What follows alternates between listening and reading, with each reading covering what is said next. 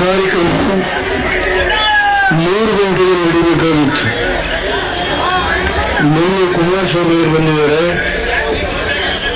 3 ಗಂಟೆ ತಡವೇ ಬಂದಿದ್ದಾರೆ.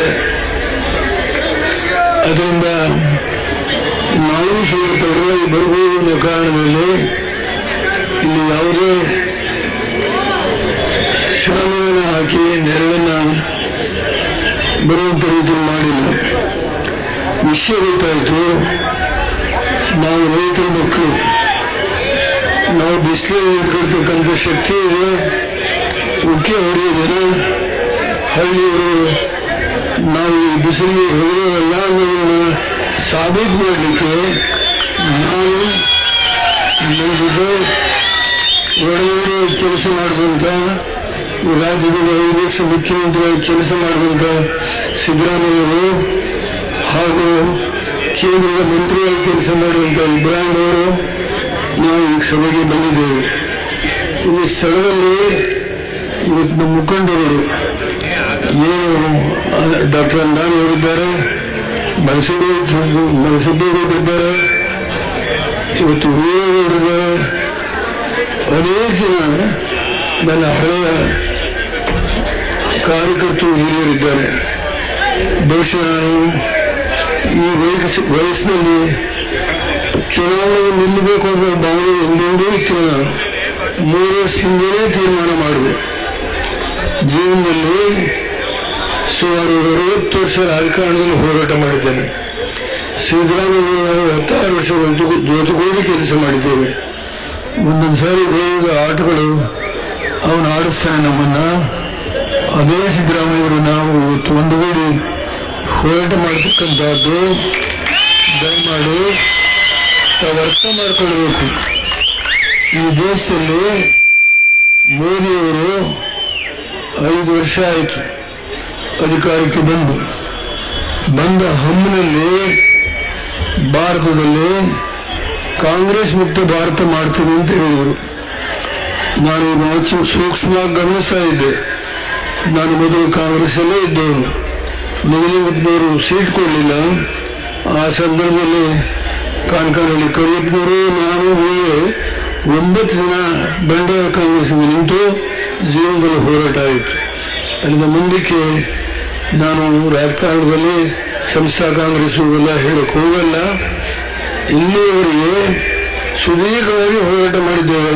16 ವರ್ಷ ನಾನು ಸಿದ್ದರಾಮಯ್ಯ ಜೊತೆಗೂಡಿ ಹೋರಾಟ ಮಾಡಿದ್ದೇವೆ. ದಯಮಾಡಿ ಉನ್ನತ ಭಾವನೆ ಮಾಡಬೇಡಿ. ಯಾವ ಕಾರಣದಿಂದ ಇವತ್ತು ಮೈತ್ರಿ ಆಯಿತು? ದಯಮಾಡಿ ಮನಸ್ಸಿನ ನೋವನ್ನು ಹೇಳ್ಕೊಳ್ತೇನೆ. ಇಡೀ ಭಾರತ ದೇಶದಲ್ಲಿ ಭ್ರಷ್ಟ ಮುಕ್ತ ಭಾರತ ಮಾಡ್ತೇನೆ, ಕಾಂಗ್ರೆಸ್ ಮುಕ್ತ ಭಾರತ ಮಾಡ್ತೇನೆ. ಸೂಕ್ಷ್ಮ ಗಮನಿಸಿದ್ದೇನೆ. ಎಷ್ಟು ಅಹಂಕಾರ! 282 ಸ್ಥಾನ ಬಂತು ಮೊದಲನೇ ಬಾರಿಗೆ. ವಾಜಪೇಯಿ ಕಾಲದಲ್ಲೂ ಬರಲಿಲ್ಲ.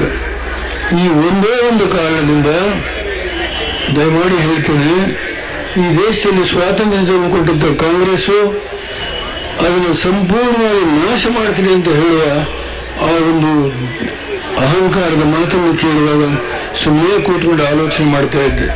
ನನಗೆ ಮಾತನಾಡಲಿಕ್ಕೆ ಕೊಟ್ಟಂತಹದ್ದು 2 ನಿಮಿಷ ಪಾರ್ಲಿಮೆಂಟ್ ಅಲ್ಲಿ, 2 ದಿನ ಗೆದ್ದಿದ್ದು. ಅದ್ರ ಬಗ್ಗೆ ಈಗ ಚರ್ಚೆ ಮಾಡಲ್ಲ. ಇದನ್ನೆಲ್ಲ ಸೂಕ್ಷ್ಮವಾಗಿ 5 ವರ್ಷ ನಾವು ಲೋಕಸಭೆಯಲ್ಲಿ ಒಂದೇ ಒಂದು ಭಾಷಣ ಮಾಡಿದರು. ಕೊನೆಯ ದಿನ ಸ್ಪೀಕರ್ ಅವರಿಗೆ ಹೋಗಿ ಕೇಳಿದೆ ನಾನು, ಅಮ್ಮ 10 ತಿಂಗಳಲ್ಲಿ ನಾನು ಈ ದೇಶದಲ್ಲಿ ಏನೇನು ಮಾಡಿದ್ದೇನೆ ಅಂತ ಹೇಳಲಿಕ್ಕಾದರೂ ಕೊನೆಯ ದಿನ ಅವಕಾಶ ಕೊಡಮ್ಮ, ನಾನು ನಿಲ್ಲದಿಲ್ಲ ಮುಂದೆ ಪಾರ್ಲಿಮೆಂಟ್ಗೆ ಅಂತ ಹೇಳಿ 13 ಜನವರಿ 2019 ಆ ಒಂದು ಪ್ರತಿಜ್ಞೆ ಮಾಡಿದಂತ ದೇವೇಗೌಡ ಇವತ್ತು ಮತ್ತೆ ಬಂದು ನಿಮ್ಮ ಮುಂದೆ ನಿಂತು ಸಿದ್ದರಾಮಯ್ಯ ನಾನು ಹೋರಾಟ ಮಾಡಬೇಕಾದ್ರೆ ಈ ದೇಶದಲ್ಲಿ ಸ್ವಾತಂತ್ರ್ಯ ತಂದುಕೊಟ್ಟಂತ ಕಾಂಗ್ರೆಸ್ನ ಸಂಪೂರ್ಣವಾಗಿ ನಾಶ ಮಾಡ್ತೀನಿ ಅಂತ ಹೇಳುವ ಆ ಅಹಮ್ಮಿನ ಮಾತೇನಿದೆ ಅದನ್ನು ನಾನು ಸ್ವಲ್ಪ ಅರ್ಥ ಮಾಡ್ಕೊಂಡಿದ್ದೇನೆ. ನನ್ನ ರೈತರ ಸ್ಥಿತಿ ಏನಂತೂ ಗೊತ್ತಿದೆ ನನಗೆ.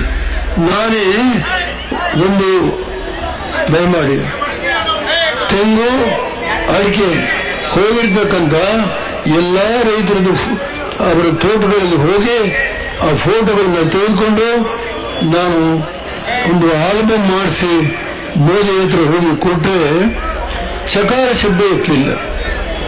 ಅದೇ ಶರದ್ ಪವಾರ್ ಇದ್ದಾಗ ಇದೇ ಒಂದು ಸನ್ನಿವೇಶದಲ್ಲಿ ಎಸ್.ಎಂ. ಕೃಷ್ಣ ಮುಖ್ಯಮಂತ್ರಿ. ಅವತ್ತು ಹೋಗಿ ನಾನು ಶರದ್ ಪವಾರ್ ಹತ್ರ ಮಾತನಾಡಿದಾಗ ಮಾರನೇ ದಿನವೇ ಕಳಿಸ್ಕೊಟ್ರು ಒಂದು ಪರೀಕ್ಷೆ ಮಾಡಲಿಕ್ಕೆ. ಮಾಡಿ ಒಂದು ಮರಕ್ಕೆ 12,000 ರೂಪಾಯಿ ಕೊಡೋ ತೀರ್ಮಾನ ಮಾಡಿದ್ರು.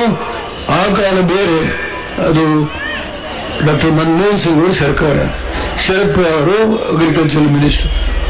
ಈ ಸಾರಿ ಹೋದರೆ ಒಂದು ಚಕಾರ ಶಬ್ದ ಎತ್ತಿಲ್ಲ. ದಯಮಾಡಿ ಕ್ಷಮೆ ಕೇಳ್ತಾನೆ. ರೈತರ ಬಗ್ಗೆ ಇಷ್ಟೊಂದು ಉದಾಸೀನ, ಯಾವುದೇ ಕಿಂಚಿತ್ತು ಪಾರ್ಲಿಮೆಂಟ್ ಅಲ್ಲಿ ಮಾತನಾಡುವಾಗ ರೈತರ ಬಗ್ಗೆ ಮಾತಾಡಿ ನಾನು ಕೇಳಲಿಲ್ಲ. ನಾನು 10 ತಿಂಗಳು ಪ್ರಧಾನಮಂತ್ರಿ ಆದಾಗ ನನಗೆ ಇದು ವಿಶ್ವಾಸ ಮತ ಸಿಕ್ಕಿದ್ದು 11 ಜೂನ್ 1ನೇ ತಾರೀಕು ಪ್ರಮಾಣವಚನ ಸ್ವೀಕಾರ ಮಾಡಿದೆ. 11ನೇ ತಾರೀಕು ಜೂನ್ ನನಗೆ ವಿಶ್ವಾಸ ಮತ ಸಿಕ್ತು. ಇಲ್ಲಿ ಇಬ್ರಾಹಿಂ ಕೂತಿದ್ದಾರೆ. 14ನೇ ತಾರೀಕು ನನ್ನ ರೈತರು ಬೆಳೆ ಇಡ್ತಾ ಇದ್ದಾರೆ, ಭತ್ತ ಬೆಳೆ ಅಂತ ಹೇಳಿ ಅವತ್ತು ಒಂದು ಟನ್ಗೆ 1,000 ರೂಪಾಯಿ ಕಡಿಮೆ ಮಾಡಿ 3,000 ರೂಪಾಯಿ ಅಡಿಷನಲ್ ಆಗಿ ಕೊಟ್ಟಂತ ದಿನ ಇಲ್ಲಿ ಮುಂದೆ ನಿಂತಿದ್ದೇನೆ. ಇವತ್ತು ಫರ್ಟಿಲೈಸರ್ ರೇಟ್ ಎಷ್ಟಾಗಿದೆ ಅನ್ನೋದು ಚರ್ಚೆ ಬೇಡ. ನಮ್ಮ ಬಜೆಟ್ ಅಲ್ಲಿ ಇವತ್ತು ನಿಮಗೆ ಜ್ಞಾಪಕಿಸ್ತೇನೆ, ಹೆಣ್ಣುಮಕ್ಕಳು ವ್ಯವಸಾಯ ಮಾಡದಿದ್ರೆ ಅವತ್ತು sprinkler irrigation, drip irrigation 18 horse ಪವರ್ಗಿಂತ ಕಡಿಮೆ ಇರುವ ಟ್ರ್ಯಾಕ್ಟರ್ಗಳಿಗೆ 90% ರಿಯಾಯಿತಿ ಕೊಟ್ಟಿದ್ದೇನೆ, ಬಾಕಿಯವರಿಗೆ 75%. ಹೀಗೆ ಆ ವರ್ಷ ವ್ಯವಸಾಯದ ಉತ್ಪಾದನೆ ಇಡೀ ಹಿಂದೂಸ್ತಾನದಲ್ಲಿ ಮೊದಲು ಆಗಲಿಲ್ಲ, ಇವತ್ತೂ ಆಗಿಲ್ಲ. 7.8% ಇದು ವ್ಯವಸಾಯದ ಉತ್ಪಾದನೆ ಆಗಿದೆ ಅನ್ನೋದನ್ನು ಸರ್ಕಾರದ ದಾಖಲಾತಿಗಳು ಇವತ್ತು ಹೇಳುತ್ತೆ. ಯಾರು ಮರೆಮಾಚಲಿಕ್ಕಾಗಲ್ಲ. ಏನಾಗಿದೆ ಇವತ್ತು, ಏನಾಗಿದೆ ಮೋದಿಯವರ ಕಾಲದಲ್ಲಿ? ತಮಿಳುನಾಡಲ್ಲಿ ಬಟ್ಟೆ ಬಿಚ್ಚಿ ಅರ್ಧ ಬಟ್ಟೆಯಲ್ಲಿ ಡೆಲ್ಲಿಯಲ್ಲಿ ಜಂತರ್ ಮಂತರಲ್ಲಿ 1 ತಿಂಗಳು ಹೋರಾಟ ಮಾಡಿದ್ರು, ಕಿಂಚಿತ್ತೂ ಕರುಣೆ ಇಲ್ಲ. ಸೂರತ್ತಲ್ಲಿ ಸುಮಾರು 1 ಲಕ್ಷ ರೈತರು ಮುಷ್ಕರ ಮಾಡಿದ್ರು. ತಹಸೀಲ್ದಾರ್ ಹೇಳಿದ್ರು, ಇದೇ ಮುಖ್ಯಮಂತ್ರಿ ನರೇಂದ್ರ ಮೋದಿ, ಯಾರು ಹೋಗ್ಕೊಡು, ಡಿಸಿ ಹೋಗ್ಕೊಡು, ಅದೇನು ಮಾಡ್ತಾರೆ ನಾನು ನೋಡ್ತೀನಿ. ಇಂಥ ದುರಾಡಳಿತವನ್ನು ನಡೆಸತಕ್ಕಂಥ ವ್ಯಕ್ತಿ ಇವತ್ತು ಕೇಂದ್ರದಲ್ಲಿ ಪ್ರಧಾನಮಂತ್ರಿಯಾಗಿದ್ದಾರೆ. ಈ ದೇಶದಲ್ಲಿ ಕಾಂಗ್ರೆಸ್ ಮುಕ್ತ ಭಾರತ ಮಾಡ್ತೇನೆ. ಇನ್ನು ನಮ್ಮಂತವ್ರದ್ದು ಸಣ್ಣ ಸಣ್ಣ ಪಾರ್ಟಿಯ ಗತಿ ನಾವು ಉಳಿಲಿಕ್ಕೆ ಆಗೋದಿಲ್ಲ. ಇದೆಲ್ಲವನ್ನು ಸೂಕ್ಷ್ಮವಾಗಿ ಗಮನಿಸಿ ಅಂತಿಮವಾದ ಒಂದು ತೀರ್ಮಾನಕ್ಕೆ ಸೋನಿಯಾ ಗಾಂಧಿಯವರು, ರಾಹುಲ್ ಗಾಂಧಿಯವರು ಬಂದರು. ನಮ್ಮ ರಾಜ್ಯದಲ್ಲಿ ಕಾಂಗ್ರೆಸ್ ಮತ್ತು ಜೆಡಿಎಸ್ ಸೇರಿ ಒಟ್ಟಾಗಿ ಕೆಲಸ ಮಾಡಿ ಈ ರಾಜ್ಯದಲ್ಲಿ ಮೊದಲು ಪ್ರಾರಂಭ ಮಾಡೋಣ ಅಂತ ಹೇಳಿ ತೀರ್ಮಾನ ಮಾಡಿದ್ರು. ಯಾವ ಮೈತ್ರಿ ಒಡಂಬಡಿಕೆ ಆಯಿತು ಅದು 23 ಮೇ 1918, 2018. ದಯಮಾಡಿ 1 ತಿಂಗಳ ಬಂದು 1 ವರ್ಷ ಆಗುತ್ತೆ. ಸಿದ್ದರಾಮಯ್ಯರ ಕಾಲದಲ್ಲಿ ಬಡವರಿಗೆ 50,000 ರೂಪಾಯಿವರೆಗೆ ಸಾಲ ಮನ್ನಾ ಮಾಡಿ ಸುಮಾರು 9,000 ಕೋಟಿ ಸಾಲ ಮನ್ನಾ ಮಾಡಿದ್ದಾರೆ. ಅಷ್ಟೇ ಎಲ್ಲ ಬೇಕಾದಷ್ಟು ಅಕ್ಕಿ ಭಾಗ್ಯ, ಕ್ಷೀರ ಭಾಗ್ಯ, ಈ ರೀತಿ ಬೇಕಾದಷ್ಟು ಕಾರ್ಯಕ್ರಮ ಬಡವರಿಗೋಸ್ಕರ ಮಾಡೋದನ್ನ ಎಲ್ಲ ಹೇಳಲಿಕ್ಕೂ ಎಲ್ಲ ಉರಿ ಬಿಸಿಲು. ನಮ್ಮ ಮುಂದೆ ಇವತ್ತಿರತಕ್ಕಂತಹದ್ದು ಕುಮಾರಸ್ವಾಮಿ ಅವರು ರೈತರ ಸಾಲ 45,000 ಕೋಟಿ ಮನ್ನಾ ಮಾಡ್ತೀನಿ ಅಂತ ಹೇಳಿದ್ರು. ಅವತ್ತು ವಿರೋಧ ಪಕ್ಷದ ಮಹಾನಾಯಕರು ಹೇಗೆ ಹೇಳ್ತಾರೆ, ಏನ್ ನೀವು 24 ಗಂಟೆಗಳು ಮಾಡ್ತೀನಿ ಅಂತ ಹೇಳಿದ್ವಿ, ಮಾಡಲೇಬೇಕು ಅಂತ ಹೇಳ್ತಾರೆ. ಅವ್ರ ಬಗ್ಗೆ ಸಿದ್ದರಾಮಯ್ಯ ಅವರು ಮಾತನಾಡ್ತಾರೆ.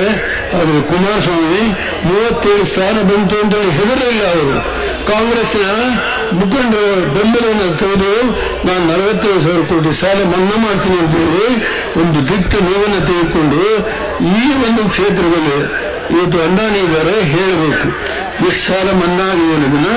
ಬಹುಶಃ 96 ಕೋಟಿ ಬರೀ ಮುಳವಳ್ಳಿನಲ್ಲಿ ಇವತ್ತು ಸಾಲ ಮನ್ನಾ ಆಗಿದೆ ಅಂತ ಅದನ್ನು ಹೇಳ್ತಿದ್ದಾರೆ. ಇವತ್ತು ಮೋದಿ ಚುನಾವಣೆಗೆ ಹೋಗ್ಬೇಕಾದ್ರೆ ನಾನು 6,000 ಕೋಟಿ ಕೊಡ್ತೀನಿ ಅಂತ. ಅಲ್ಲ, 6,000 ಒಂದು ಕುಟುಂಬಕ್ಕೆ. ಏನಾಯ್ತು? ದಿನಕ್ಕೆ 15 ರೂಪಾಯಿ ಆಗಲ್ಲ. ನಮ್ಮ ರೈತ ಬದುಕೋದು ಗೊಬ್ಬರ ಬೆಲೆ ಕೂಲಿ ಎಲ್ಲ ಲೆಕ್ಕ ಹಾಕೋದಾದ್ರೆ ಔಷಧಿ ಬೆಲೆ ದಯಮಾಡಿ ತಿಳ್ಕೊಳ್ಳಿ.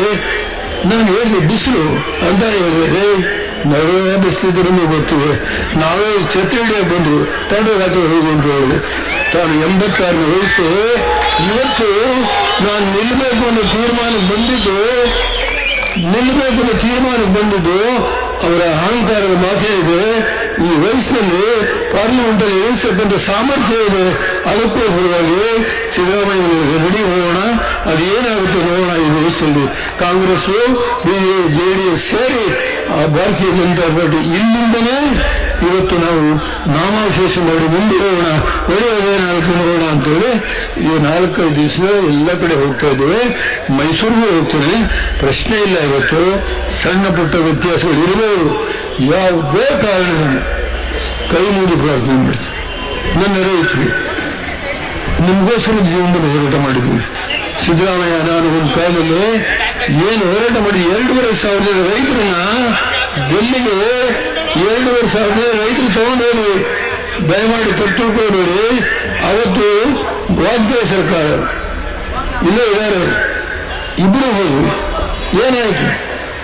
ಏನೋ ಒಂದು ಕೇಳ್ಬಿಟ್ಟು 24 ಡಿಮ್ಯಾಂಡ್ ಇಟ್ಟು ಒಂದು ಕೂಡ ಮಾಡಲಿಲ್ಲ. ಕೊನೆಯ ಹೇಳ್ತಾರೆ ಮೈ ಕುಚ್ ಕರಿಂಗೆ ಎಂದು ಏನೂ ಮಾಡಲಿಲ್ಲ. ತೀರ್ಪು ಅಂದ್ಬಿಟ್ರು ಮನ ಇಂಡಿಯಾ ಶೈನಿಂಗ್ ಅಂತ ಹೇಳ್ತಾರೆ. ಹೊರಟಂತ ವಾಜಪೇಯಿ ನಡೀಲಿ ನೀವು ಮನೆಗೆ ಏನು ತೀರ್ಮಾನ ಮಾಡಿದ್ರು. UPA ಸರ್ಕಾರ ಬಂತು. ಅದು ದಯಮಾಡಿ ಇವತ್ತು ನಿಮ್ಮ ಕೈಲಿ ಅವರು ಇಲ್ಲಿ ಜಾತಿ ಪ್ರಶ್ನೆ ಇಲ್ಲ, ಕುರುಬರು, ಒಕ್ಕಲಿಗರು, ಹರಿಜನರು, ಲಿಂಗಾಯತ ಪ್ರಶ್ನೆ ಇಲ್ಲ. ನಾವೆಲ್ಲ ರೈತರ ಮಕ್ಕಳು. ಮಹಾತ್ಮ ಗಾಂಧಿ ಒಂದು ಮಾತನ್ನು ಹೇಳ್ತಾರೆ, ಉರಿ ಬಿಸಿಲಿನಲ್ಲಿ ಗೂನು ಬಂದಿನ ರೈತ ಒಂಟು ಭೂಮಿಯನ್ನು ಕೆರೆಯುವ ಆ ರೈತರನ್ನ ಏನಾದರೂ ಮಾಡೋದಾದ್ರೆ ಮಾಡಿ ನೀವು ಅಂತ ಹೇಳಿ ಸ್ವತಂತ್ರ ಬಂದಾಗ ಹೇಳ್ತಾರೆ. ಉರಿಯುವ ಬಿಸಿಲಿನಲ್ಲಿ ಗೂನು ಬಂದಿನ ಮನುಷ್ಯ ಏನು ಕೆರಟು ನೆಲವನ್ನ ಕೆರೀತಾನೆ, ಅಂಥ ವ್ಯಕ್ತಿಗೆ ಏನಾದರೂ ಮಾಡೋದಿದ್ರೆ ಈ ಸ್ವಾತಂತ್ರ್ಯ ತಂದುಕೊಟ್ರೆ ನಿಮಗೆ ಅವ್ರಿಗೇನಾದ್ರು ಸಹಾಯ ಮಾಡುವಂತ ಹೇಳ್ತಾನೆ ಮಹಾತ್ಮ ಗಾಂಧಿ. ಎಂಥ ಮಾತುಗಳು! ದಯಮಾಡಿ ನಿಮ್ಮೆಲ್ಲರಲ್ಲಿ ಪುಣ್ಯಾತ್ಮರು ನೀವು. ಅವರೇ ಬಿಸಿಲಿದ್ರು, ನಾನೇ ಬಿಸಿಲಿರುವ ಅಂತ ಬಂದು ಈ ಸಭೆಗೆ ಒಂದು ಶಕ್ತಿಯನ್ನು ಕೊಟ್ಟಿದೆ. ನಾನು ನಿಮ್ಮೆಲ್ಲರಿಗೂ ತಲೆಬಾಗಿ ನಮಸ್ಕಾರ ಮಾಡ್ತೀನಿ. ನಾವಿಬ್ಬರು ಒಂದಾಗಿರೋದು ಮೋದಿಗೆ ಕರ್ನಾಟಕದ ಮೇಲೆ ನಿನ್ನ ಪಕ್ಷದ ಒಂದು ದುರಹಂಕಾರದ ಶಕ್ತಿಯನ್ನು ಮುರಿತೇವೆ ಅಂತ ಹೇಳಿ ನಾವು ಒಟ್ಟಾಗಿ ಹೊರಟಿದ್ದೇವೆ. ಇದಕ್ಕೆ ನಿಲ್ಲಿಸೋದಿಲ್ಲ. ನಾವು ಹೋರಾಟ ನಡೆಯುತ್ತೆ. ನಿಮ್ಮ ಮುಂದೆ ಹೇಳ್ತಾನೆ ದೇವರು 86 ಆಯ್ತು ಅಂತ ಹೇಳಿ ಏನೋ ತಪ್ಪು ತಿಳ್ಕೊಂಡಿದ್ರೆ ಮಹಾಭಾರತದ ಭೀಷ್ಮ 10 ದಿನ ಯುದ್ಧ ಮಾಡ್ತಾನೆ. ಅವನು ಸಾಯಿಸ್ಲಿಕ್ಕಾಗೋದಿಲ್ಲ. ಅವನು ಕೃಷ್ಣ ಕೊನೆಗೆ ಪಾಶುಪದ ಹತ್ರ ಅವನ ಕೈಲಿತ್ತು, ಅರ್ಜುನ ಕೈಲಿ. ಅದು ಬೇಡ ಅಂತ ಹೇಳ್ತಾನೆ. ಅವರೇ ನಾನೇ ಏನು ಸುದರ್ಶನ ಚಕ್ರ ಹಿಡ್ಕೊಂಡು ಬರ್ತಾರೆ. ಭೀಷ್ಮ ಹೇಳ್ತಾನೆ, ನೀನು ಯಾವುದೇ ಶಸ್ತ್ರ ಹಿಡಿಯೋದಿಲ್ಲ, ಸಾರ್ಥಿ ಆಗಿರ್ತೀನಿ ಅಂತ ಹೇಳಿದ್ರೆ ನೀವು ಕೊಟ್ಟಂತ ಮಾತನ್ನ ಮುರಿತಾ ಇದೆಯಾ, ನೀನು ಕೊಂದು ನಿನ್ನ ಅಂತ ಹೋಗ್ತಾನೆ ಭೀಷ್ಮ. ಆಗ ಕೃಷ್ಣನಿಗೆ ಅರಿವಾಗುತ್ತೆ, ವಾಪಸ್ ಹೋಗ್ತಾನೆ. ಅವರ ಸಾವಿನ ಗುಟ್ಟನ್ನ ಹೇಳ್ತಾರೆ. ಆಗ ಧರ್ಮರಾಯನಿಗೆ ಶಿಖಂಡಿ ಬಂದು ನಿಲ್ಲಿಸ್ತಾರೆ. ಇಲ್ಲಿ ಯಾರು ಶಿಖಂಡಿ ಇಲ್ಲ, ದೇವಗಳ ಮುಂದೆ ನಿಲ್ಲೋಕೆ ಹೋರಾಟ ಶಕ್ತಿ. ಸಿದ್ದರಾಮಯ್ಯರು ಮಾತಾಡ್ತಾರೆ, ಯಾವನು ಏನೇ ಯಾವ ಮುಖಂಡ ಕಾಂಗ್ರೆಸ್ ಏನ್ ಮಾಡ್ತಾನೆ ಪ್ರಶ್ನೆ ಇಲ್ಲ. ಈ ರಾಷ್ಟ್ರದಲ್ಲಿ ಇಂಥ ಸಂಕಟ ಪರಿಸ್ಥಿತಿಯಲ್ಲಿ ಈ ದೇಶವನ್ನು ಉಳಿಸಲಿಕ್ಕೋಸ್ಕರವಾಗಿ ಏನು ಸೋನಿಯಾ ಗಾಂಧಿಯವರು, ರಾಹುಲ್ ಗಾಂಧಿಯವರು ಈ ಮೈತ್ರಿ ಸರ್ಕಾರಕ್ಕೆ ಆಶೀರ್ವಾದ ಮಾಡಿದ್ದಾರೋ, ಅವರೊಂದು ಜವಾಬ್ದಾರಿ ಕೊಟ್ಟಿದ್ದಾರೆ. ಆ ಕೆಲಸ ಮಾಡಿದಾಗ ಯಾರೇ ಆಗಲಿ, ಪುಟ್ಟರಾಜು ನಮ್ಮ ಪಕ್ಷದ ಉಸ್ತುವಾರಿ ಸಚಿವರು ಕೂತಿದ್ದಾರೆ. ಅವರೆಲ್ಲ ಕಾಂಗ್ರೆಸ್ ಮುಖಂಡರು ಹೆಸರು ಕೇಳಿದೆ. ಗಂಗಾಧರ್ ಸಿಡಿ, ಹನುಮಂತ ZP, ಚಂದ್ರಕುಮಾರ್ ZP, ಶರತ್ JP, ನಂಜುಂಡೇಗೌಡ, ದೊಡ್ಡಯ್ಯ, ಶಿವಲಿಂಗಯ್ಯ ಹೀಗೆ ಲೋಕಲ್ ಕಾಂಗ್ರೆಸ್ ಲೀಡರ್ಸ್ ಇವತ್ತೂ ಇದ್ದಾರೆ. ಅವರ ಪಕ್ಷಕ್ಕೆ ನಿಷ್ಠರಾಗಿದ್ದಾರೆ. ಜೊತೆಗೆ ದೆಹಲಿಯಿಂದ ಬಂದಿರತಕ್ಕಂಥ ಮುಖಂಡರಿದ್ದಾರೆ. ದಯಮಾಡಿ ನಮ್ಮ ತಾಯಂದಿರಿಗೆ ಮೊದಲನೇ ಬಾರಿಗೆ ಶಕ್ತಿ ಕೊಟ್ಟು, ಜಿಲ್ಲಾ ಪಂಚಾಯತಿ, ತಾಲೂಕು ಪಂಚಾಯತಿ ಎಲ್ಲ ಶಕ್ತಿ ಕೊಟ್ಟು ನಮ್ಮ ತಾಯಂದಿರಿಗೆ. ಸಿದ್ದರಾಮಯ್ಯ ನಾನು ಒಟ್ಟಿಗೆ ಇದ್ವಿ. ಮುಸ್ಲಿಂ ಏನ್ ಮಾಡಿದ್ರು ಅನ್ನೋದು ಚರ್ಚೆ ಬೇಡ ಇವರು. ಇವೆಲ್ಲ ತುಂಬಾ ವಿಷಯ ಇದೆ. ನಾನು ಸಮಸ್ತ ಜನತೆಯಲ್ಲಿ ದಯಮಾಡಿ ಏನಾದರೂ ಸಣ್ಣ ಪುಟ್ಟ ವ್ಯತ್ಯಾಸಗಳಾಗಿರ್ಬೋದು ಕೈ ಮುಗಿದು ಪ್ರಾರ್ಥನೆ ಮಾಡ್ಕೊಂಡು ದೇಶಕ್ಕೋಸ್ಕರ ಇವತ್ತು ನೀವೆಲ್ಲ ಒಗ್ಗಟ್ಟಾಗಿ ಸಣ್ಣ ಪುಟ್ಟ ವ್ಯತ್ಯಾಸಗಳಿದೆ ಅದರಿಂದ ಮರಿಬೇಕು, ದೇಶಕ್ಕೋಸ್ಕರ ಮರಿಬೇಕು. ಇವತ್ತು ದೇಶದಲ್ಲಿ ನಾವು ಈ ಒಂದು ಕೆಟ್ಟ ಸರ್ಕಾರ, ಮೈನಾರಿಟೀಸ್ಗೆ ಗೌರವ ಇಲ್ಲ, ಭಯದಲ್ಲಿದ್ದಾರೆ ಉತ್ತರ ಹಿಂದೂಸ್ತಾನದಲ್ಲಿ. ಕೌಸು ಇಂಥ ರಕ್ಷಕರು ಅಂತ ಹೇಳಿ ಹೊಡೆದು ಸಾಯಿಸ್ತಾರೆ.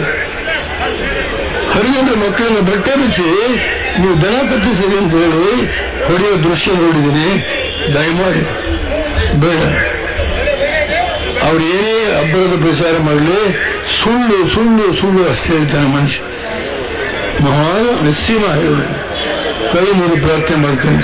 ಸಿದ್ದರಾಮಯ್ಯವರು ಮಾತಾಡ್ಕೊಂಡು ಮೈಸೂರು ಸಭೆ ಇದೆ, ನಾವು ಹೋಗಬೇಕಾಗಿದೆ, ಆ ಜವಾಬ್ದಾರಿ ನಾವು ಹೊತ್ಕೊಂಡು ಕೆಲಸ ಮಾಡೋದಕ್ಕೆ ಸಿದ್ಧ ಇದ್ದೇನೆ ಅಂತ ಹೇಳಿ ಇಲ್ಲಿರ್ತಕ್ಕಂಥ ಎಲ್ಲಾ ಪುಣ್ಯಾತ್ಮರು, ಯಾವುದೇ ಸಮಾಜ ಯಾರ ಮಾತುಗೂ ಕೇಳಿಬಿಡಬೇಡಿ. ನಿಖಿಲ್ ಕುಮಾರಸ್ವಾಮಿ ಯುವಕ ಇದ್ದಾನೆ, 8 ಜನ ಶಾಸಕರು ಸೇರಿ ನನ್ನ ಕಣ್ಣು ಮುಂದೆ ಅವರು ಕರ್ಕೊಂಡು ಬಂದರು. 8 ಜನ ಶಾಸಕರು, 3 ಜನ ಮಂತ್ರಿಗಳು ನಿಲ್ಲೇಬೇಕು ಅಂತ ಆಟ ಮಾಡಿ. ಆತ ಫಿಲಂ ಫೀಲ್ಡಲ್ಲಿದ್ದ, ಎಲ್ಲ ಕಡೆ ಓಡಾಡ್ತಾನೆ, ತೊಂದರೆಗಳಿಗೆ ಕೈ ಮುಗಿತಾನೆ, ಕಾಲಿ ನಮಸ್ಕಾರ ಮಾಡ್ತಾನೆ ಹಿರಿಯರಿಗೆ ಅಂತ ಹುಡುಗನಿಗೆ ಅದು ಇವತ್ತು ನಿಮ್ಮ ಪಾಲಿಗೆ ಬಿಟ್ಟಿದೆ. ನಿಮ್ಮ ಮಕ್ಕಳನ್ನು ತಿಳ್ಕೊಂಡು ಪ್ರತಿಯೊಬ್ಬರು ನಿಮ್ಮ ತಂದೆ ತಾಯಿಗಳು, ಹಿರಿಯರು, ಯುವಕರು ಅದೇನು ಟಿವಿಯಲ್ಲಿ ನೋಡ್ತೀನಿ, ಏನು ಮಾತಾಡ್ತಾರಪ್ಪ ಇದು. ನಾನು ಬಹಳ ಜನ ನೋಡಿದ್ದೇನೆ ಈ ದೇಶದಲ್ಲಿ, ಹೆಸರೇನದಿಲ್ಲ. ಧನ್ಯವಾದಗಳು.